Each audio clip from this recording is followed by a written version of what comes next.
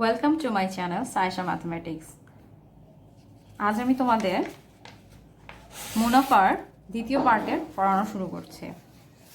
আজকে আমরা যা যা শিখব তা হচ্ছে সময় নির্ণয় মানে এন নির্ণয়, মূলধন বা আসল নির্ণয় পি নির্ণয়, মুনাফার হার আর নির্ণয়। এবার আমরা প্রথমে শুরু করি সময় নির্ণয় দিয়ে। সময় নির্ণয়ের জন্য এখানে আমি একটা প্রশ্ন আগেই লিখে রেখেছি, সেটা হচ্ছে শতকরা বার্ষিক 12.50 টাকা কত বছরের 5,000 টাকার মুনাফা 1875 টাকা। প্রথমেই আমি এর আগের ভিডিওতেও বলেছিলাম যে প্রথমেই আমরা চারটা জিনিস লিখে নিব, সেটা হচ্ছে মুনাফা আয় সমান মুনাফার হার আর সময় এন ইকুয়াল টু আসল পি সমান। এবার আমি তো তোমাদের আগেই জানিয়ে দিয়েছি যে এটা এন নির্ণয়, কিন্তু যখন তুমি প্রশ্নটা দেখে না বুঝতে পারলা যে এন নির্ণয় আর নির্ণয় নাকি পি নির্ণয়, তখন কিভাবে বুঝবে? দেখো, শতকরা বার্ষিক, শতকরা মানে আমরা জানি পার্সেন্ট। আমি আগের ভিডিওতেই বলেছিলাম যে পার্সেন্ট মানে হচ্ছে আর, আর শতকরা বার্ষিক মানেও আর। এখানে পার্সেন্ট না দেওয়া থাকলেও তুমি একটা পার্সেন্ট অবশ্যই দিয়ে নেবে, কারণ এটা শতকরা বার্ষিক 12.50%। এটার একটা কাজ আছে, যখনই আর এর কাজ করতে হবে তখনই অন্য অঙ্কের তুলনায় একটু বেশি কাজ করতে হয়। পার্সেন্ট মানে 1/100। এখানের কাজটা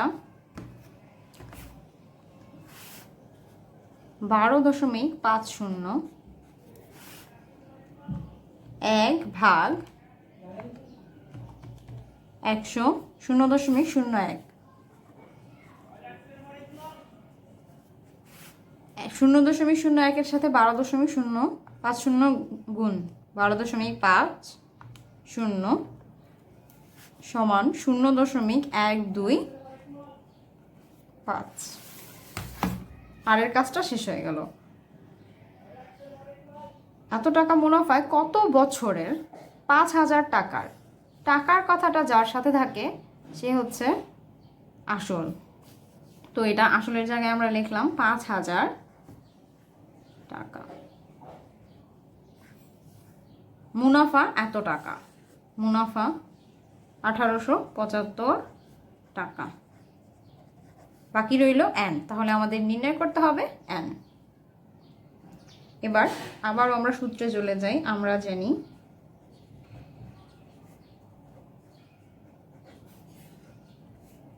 আই সমান সমান পি এন আর।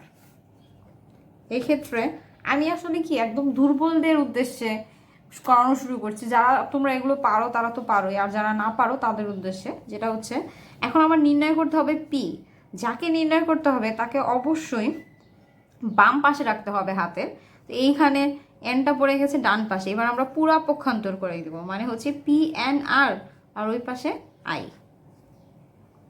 করার পরে এখন আমার বের করতে হবে এন। শুধু আমি এনকে এইখানে রাখবো, আর বাকি যে পি আর আর আছে সেটা এখানে এসে গুণ হয়ে যাবে, ভাগ হয়ে যাবে, কারণ এটা পি এবং আর এখানে গুণ ছিল, সাইড চেঞ্জ করলে এটা গুণ হয়, ভাগ হয়।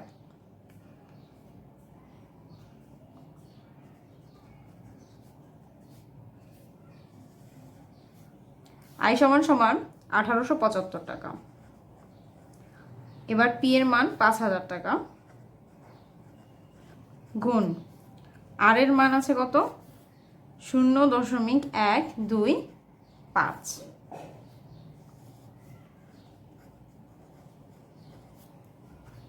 এবার ক্যালকুলেটরে আমাদের আগেই 0.125 গুণ এখানে ছিল, এখানে আছে কত? 5,000। অবশ্যই নিচের কাজটা আগে করতে হবে। 625 লিখলাম, 625। এবার ওপরে আছে 1875 75 ভাগ নিচে 625 সমান 3। n সমান 3। অবশ্যই n কত বছর বলা হয়েছে, এখানে 3 বছর। শেষ, এটাই আমাদের উত্তর। এখন আমরা শিখলাম সময় নির্ণয় মানে n নির্ণয়।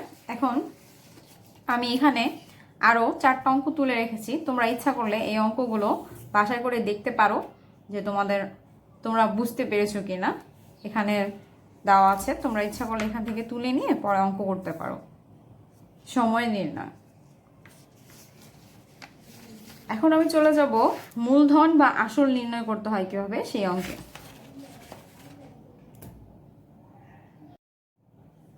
এখন আমরা নির্ণয় করব পি নির্ণয়। কিভাবে নির্ণয় করব সেটা একই রকম ভাবে আমরা এখানে আবারও লিখে নিব। এখানে আমি আসলে বাংলায় না লিখে এই সিম্বলগুলি লিখি। আর সমান হওয়ার আই এন পি। এতদিনে তোমরা অবশ্যই জেনে গেছো যে এগুলোর নাম কি কি। এবার শতকরা বার্ষিক 9 টাকা মুনাফায় শতকরা বার্ষিক যার সাথে থাকে সে হচ্ছে আর।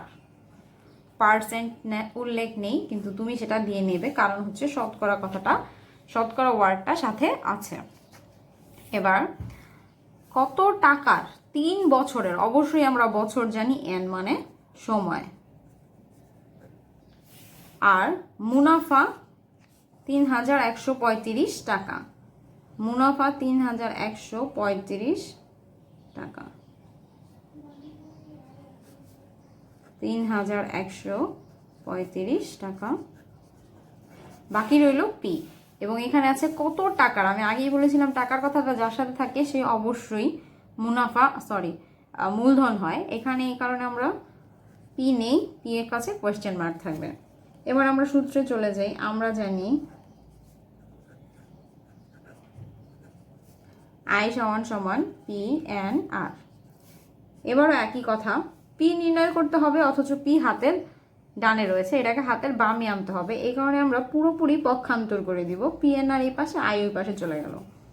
এখন বের করতে হবে, যেহেতু পিটা হাতের বামে রাখবো এবং এই পাশে আগে আই রয়েছে, এন এবং আর এখানে গুণ ছিল, সাইড চেঞ্জ করলে এন এবং আর ভাগ হয়ে এটা আয়ের নিচে চলে যায়। আই সমান মুনাফা কত টাকা দেওয়া আছে, 3135, আর এন 3 গুণ। এবার আর এর কাজটা আমরা করে নিই 9.5 মানে 1/100, 9.5 গুণ। তোমরা 100 দিয়ে 1কে গুণ করো, ভাগ করো, 1/100 সমান 0.01। এবার এটা দিয়ে 9.5কে গুণ করলে হয় হচ্ছে 0.095। এখানে আমরা লিখি আর এর মান 0.095। ওপরে থাকলো 3135, নিচে 0.095কে আমরা গুণ করব 3 দিয়ে। গুণ 3 সমান 0.285। 285। এবার এটাকে ক্যালকুলেটর থেকে মুছে উপরের সংখ্যাটা আমাদের রয়েছে 3135 ভাগ নিচে রয়েছে 0.285। 11,000। উত্তর আসে আমার 11,000 টাকা। এই বের হয়ে গেল আমাদের আসল 11,000 টাকা। শেষ। এবার আমরা নির্ণয় করা শিখব। এটার আগে আমরা যা করব তা হচ্ছে, আমি মূলধন অথবা আসল নির্ণয়ের জন্য মানে পি নির্ণয়ের জন্য 4টা অঙ্ক বের করে রেখেছি, 4টা অঙ্ক বানিয়ে রেখেছি। এই যে 4টা অঙ্ক, তোমরা ইচ্ছা করলে এই 4টা অঙ্ক করে দেখতে পারো। এবার আমরা চলে যাব মুনাফার হার আর নির্ণয় করতে।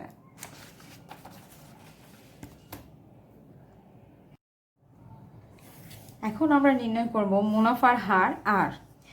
অঙ্ক দেখলে তোমরা জানবো না আর নির্ণয় করতে হবে পি নির্ণয় কিংবা এন নির্ণয়। এখন আমরা আগে অঙ্কটা আরেকবার দেখি কি নির্ণয় করতে হবে। তারপরে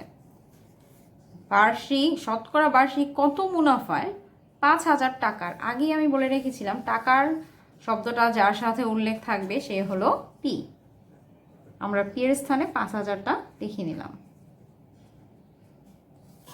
এখন 3 বছর, বছর মানে এন, 3 বছর, মুনাফা 620 টাকা, মুনাফা 620 টাকা।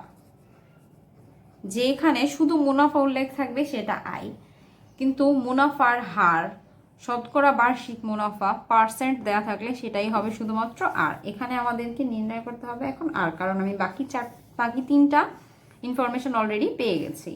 এখন ওই একই নিয়ম আবার আমরা সূত্র লিখতে পারি। আমরা জানি আই সমান সমান পি এন আর। আর নির্ণয় করতে হবে, কিন্তু আর রয়েছে হাতের ডান পাশে। এখন আমরা পক্ষান্তর করে পুরাটা এই পাশে নিয়ে আসবো আর আই ওই পাশে দিয়ে দেব। বের করতে হবে আর, সুতরাং শুধু আরটাই এখানে থাকবে, পি আর এন নিচে চলে যাবে। আই সমান 1620 টাকা দেওয়া আছে, 1620। এবার নিচে যাই, নিচে পি সমান দেওয়া আছে 5,000 টাকা, 5,000 গুণ এন এর মান দেওয়া আছে 3 বছর, 1620। 5,000 দিয়ে 3কে গুণ করো, গুণ 3 সমান সমান 15,000।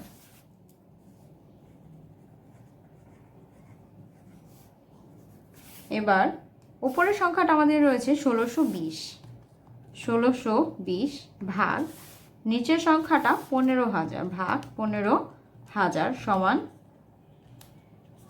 0.108, 0.108। এখানে অঙ্ক অবশ্যই শেষ না। আর এর মান যখন নির্ণয় করবে তখন তোমাকে 2 থেকে 3টা লাইন একটু বেশি করতে হবে। যেমন আর এর মান অবশ্যই পার্সেন্টেজে বের করতে হবে। এখানে আমরা 0.108 এই সংখ্যাটাকে আমরা 100 দিয়ে গুণ করব এবং অবশ্যই পাশে পার্সেন্ট উল্লেখ করতেই হবে। এই সংখ্যাটাকে এখন আমরা 100 দিয়ে গুণ করে দিচ্ছি। গুণ করার পর হয় 10.8, 10.8 আর অবশ্যই পাশের পার্সেন্ট। এটাই হচ্ছে আমাদের আর এর নির্ণয়ের অঙ্ক এবং এটা আমাদের উত্তর।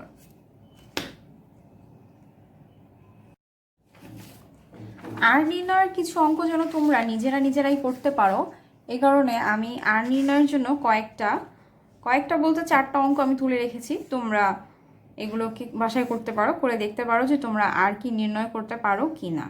এখন তোমরা বলতে পারো যে আমাদের এখন পরীক্ষায় আসে সৃজনশীল অঙ্ক আর আপু আমাদের এরকম মানে ভাগ করে অঙ্ক করাচ্ছে। তুমি যখন এটা শিখে যাবে অবশ্যই তোমার অঙ্কের মধ্যেও মানে ক খ গ তো এগুলোই নির্ণয় করতে বলে। এখন তুমি যেহেতু একেবারেই কিছু পারো না, তুমি এটা দিয়ে শুরু করো। আই প্রমিস ইউ কিছুদিন পরে তুমি নিজে এক অঙ্কগুলো করতে পারবে। এগুলো জাস্ট একটা বেসিক ধারণা। এরপরে তোমাকে আমি নেক্সট ক্লাসে আমি এই অঙ্কের যে 4টা ভাগ আছে, মানে 4 ধরনের অঙ্ক হয় তোমাদের পরীক্ষায় মূলত আসে, আমি 4 ধরনের অঙ্কের মধ্যে চেষ্টা করব 2 ধরনের অঙ্ক নেক্সট ভিডিওতে তোমাদের বুঝিয়ে দিতে। ধন্যবাদ।